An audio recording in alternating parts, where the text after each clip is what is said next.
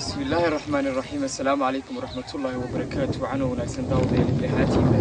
وبرنامج عصب ونقوم قاعدنا درeenka danyarta barnaamijkana ayaa barnaamijkan hore ugu bixi jiray telefishinka madaxa bannaan ee Soomaaliland isla barnaamijkan ayaa ku xaalad ogaanayna dadka danyarta ee ku dhaqan guud ahaanba daafaha caasimadda Hargeysa taasi oo muddooyinka dambana aan ugu gudbi doono gobolada dalka.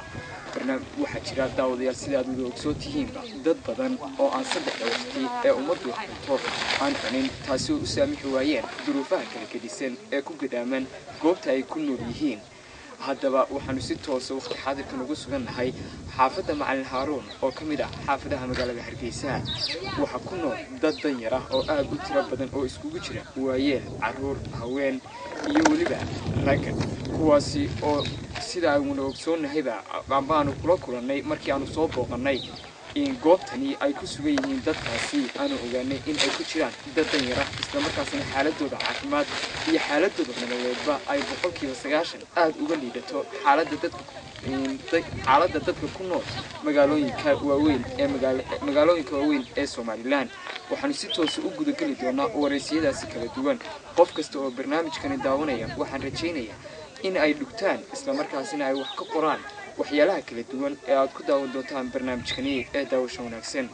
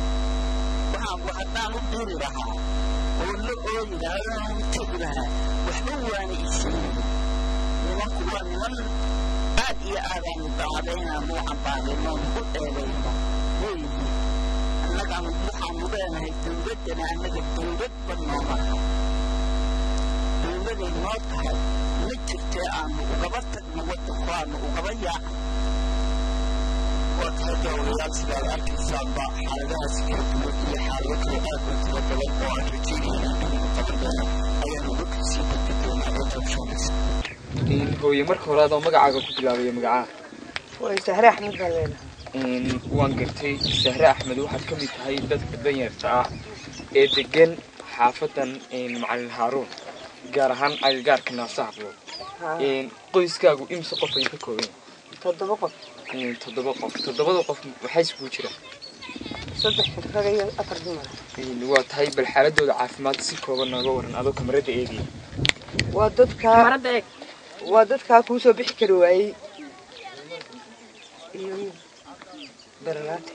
oo jiifa laba haysi waan gartay sida ay indhahaygu soo qabanayeen ma jiraan wax xaalad caafimaad ah oo aad ka hesheen xukuumadda Soomaaliland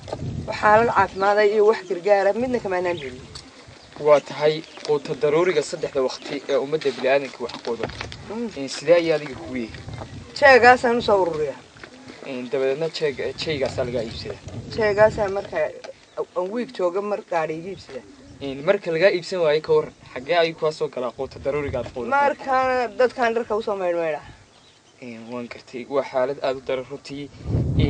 marka laga yimaado halka aad kala soo baxdo ma jiraan madaxda dalku booqasho ay ku timaado sida ay ka warhesho xaaladiina caafimaad xaaladiina daryeel ahaan aad ku nooshihiin